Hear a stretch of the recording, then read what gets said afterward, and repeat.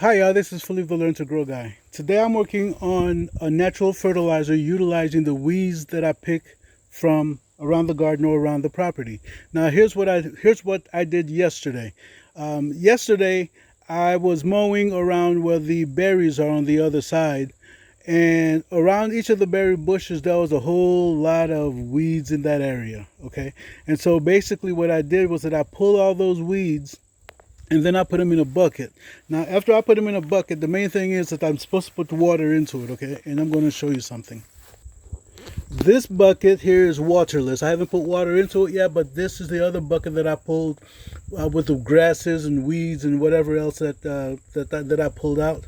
And basically, I'm going to do the same thing with this one here, which is to add some water to it. And when I do that, the goal is to let it sit for, say, about a week. I'm going to be turning it on a daily basis, pretty much like like I've been doing with this one here. This one here is made of comfrey, and a little while ago I just took a little handful of the grass that was in there and I put it in there, and I got it buried up under here someplace. But this is going on about a week old, and again, this stuff smells, okay? However, I'm immune. I don't have a sense of smell. Now, typically once this is ready, or when these here are ready, after about a week or so, after the grass is all turned brown and yucky like that, and what I'm going to do with those is that I'm going to put them in a larger container, a larger barrel, a 35 foot, not the 35 foot, but a 35-gallon barrel. And this is the barrel. Roll out the barrel. Da, da, da, da, da. Anyway, this is the barrel. As you can see, there's little flies and stuff like that got into it. But this stuff here is more than 60 days old. It is made with comfrey. I've been using this to water some of the plants and some of the trees. It's fertilizer. Okay. This stuff here, when you get this stuff to this, when it's more than 60 days old, you can, dilute it quite a ways. Okay. You can dilute it quite a ways. Some people say you can dilute as much as 20 to 1. I typically do it, say, I don't know, if I have a 1 gallon or less or whatever in a 5-gallon bucket, I'll go ahead and fill that bucket all the way up, and I'll go ahead and feed my trees that way. Feed my trees, my whatchamacallums, my whatever garden plants that I've got. Okay, some of the ones that I actually watered yesterday include. Are you ready for this? Are you ready? Are you ready? I've watered this here. It is a goji berry. It's not been doing too good for quite a while. The white powder is actually stuff for Japanese beetles. And here's another set I've taken care of. That's a fig, tomato plant, and some, I think those are cabbages. Yeah, those are cabbages, okay? And here's a problem that I've got right here, voles. They're getting underground and they're trying to eat up everything. All right. So anyway, I watered some of those. I actually watered some of everything, okay? The trees under here, this tomato plant under here, this persimmon tree, this tomato plant. No, this tomato plant didn't just pop up like this because of the watering. It's been doing quite well under here. All these plants here are doing quite well. You see, I've got some, whatchamacallums there, some,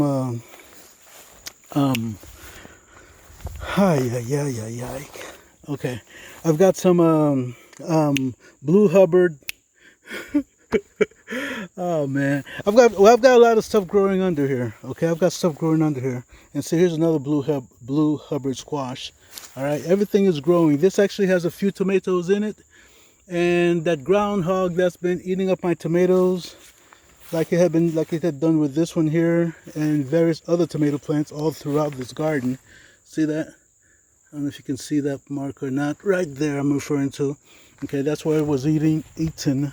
This one seems to be doing quite fine. I'm actually getting some tomatoes. Yay! Okay. But I still got squashes growing under here. Again, see? It's a it's a vole hole. See that? They're popping, they're all over the place. I really need to get them under control. Okay. So otherwise, baby tomatoes there. Ooh, check this out. See that? I gotta pick those before birds or whatever get to them. I still got more coming. Okay, this particular yellow raspberry, actually I saw a wasp eating on this one yesterday. This particular variety actually produces twice per year. This is the second batch that I'm seeing grow out of this particular plant here. Okay, so um, can somebody explain to me how in the world these make it all the way up here? So it had to come all the way up there to make it all the way up there so it can sit there and try to eat everything. So otherwise the okra is getting taller than me. See, this is what I do sometimes. I write seed on them so that if I'm not here and I've got people coming by here to pick stuff, so that they do not pick what I'm trying to save for seed. This is for next year. Okay? And you guys can use that idea if you want. I'm going to be harvesting some of these here, but here's like this one here. Anyway, all of these plants here, I did water. I watered all of these here with the mix yesterday. And it took me, actually I used 15 gallons over here yesterday. I used 15 gallons of the diluted stuff, meaning that I started out with a gallon and we'll just have to wait and see what kind of results we get. Okay.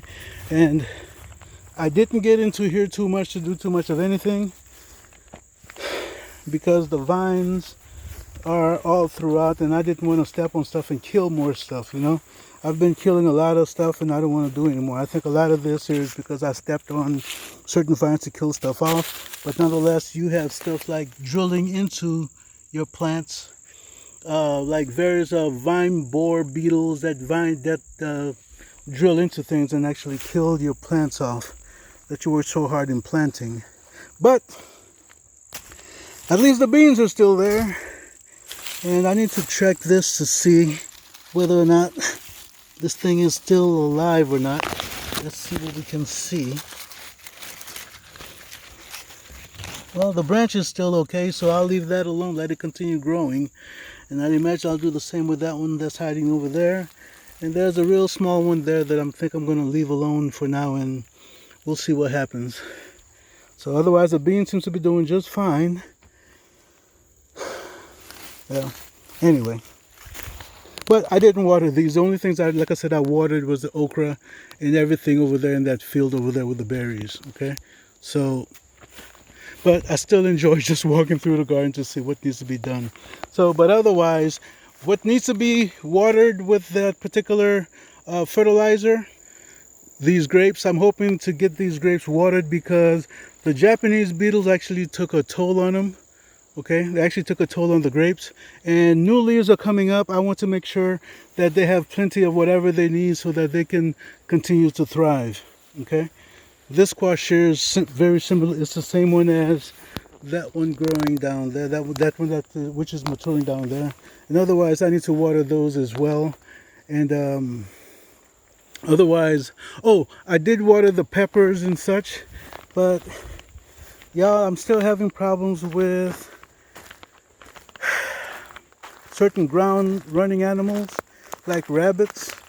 I'm not sure. I don't think deer's been coming here, but nonetheless, stuff like rabbits and what's that thing called, a groundhog. Those are the two things that I've been seeing coming into this garden here. They've been causing some damage, and so my sweet potatoes are not doing too good. They're not doing like they did last year. They're not vining. I'm not seeing all those long vines, because every time the vine starts to do well, those little critters come in here and they start eating stuff up. It's not helping me at all. See, look at this. See that? Everything gets eaten up. All the sweet potatoes seem to get eaten up. Whenever they start to do well, those critters seem to make their way in and eat them up and do whatever, you know. So that's a little problem I'm having this year. Problems with land critters. So voles, and what's the other one? Groundhog. So far, what's some things called? The wireworms does not seem to be such a big deal this year. I'm assuming it's because of whatever small amount of beneficial nematodes I might have put out, as well as the fact that I had all those mustard greens growing all over this field. My job now is to go in and harvest potatoes out of here. and I just don't seem to want to do that. So I'll probably tackle that on Monday. Anyway, going back to the fertilizer, guys, that's the cheapest fertilizer you can get, okay? It's got plenty of nitrogen in it because the plants that you actually, the weeds, the grasses that you're getting, it actually has plenty of green stuff on it, so which means that it's got plenty of nitrogen in it that your plants can actually harvest. And whatever, as the plants break down, whatever minerals and stuff that's in those plants actually gets put out in the water, and you can actually just do what you got to do with it. Now, the only downside with that fertilizer is that I don't really think it has some of the microorganisms living in it. I think it's more on the anaerobic side. I mean, yes, you get you get a lot of minerals and stuff like that, vitamins or whatever, but nonetheless, as far as the critters are concerned, the microorganisms are concerned, you may not have them in that particular water.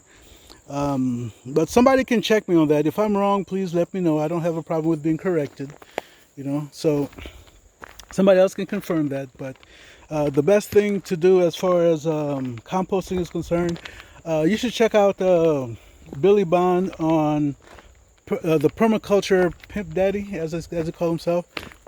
Pimp stands for permaculture is my passion. You can check him out. I think he and his son make the best compost out there. I would highly recommend that you follow their processes as far as making compost.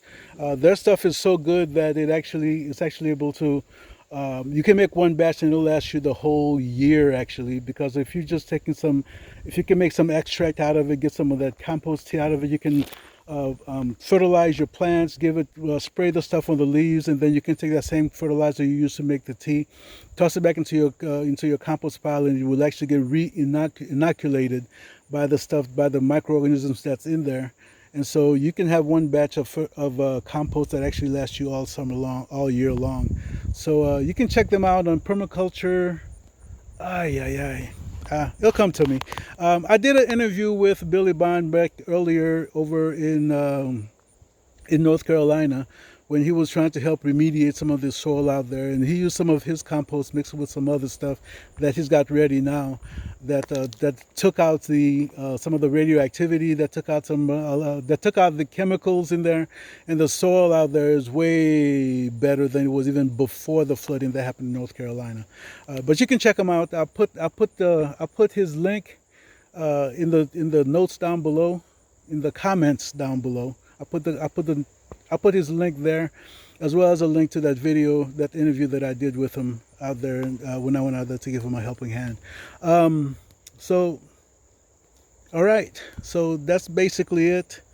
I can't think of anything else. If you guys have any comments about using weed tea, and keep in mind one other thing, the longer you keep that stuff in there, the longer you keep it, the stronger it actually gets, okay? The stronger, it's like making the Hulk angry, The angrier it gets, the stronger it gets, Anyway, so again, for me, I use a 35 gallon barrel because my intention is to use a lot of the stuff, make a lot of that compost tea.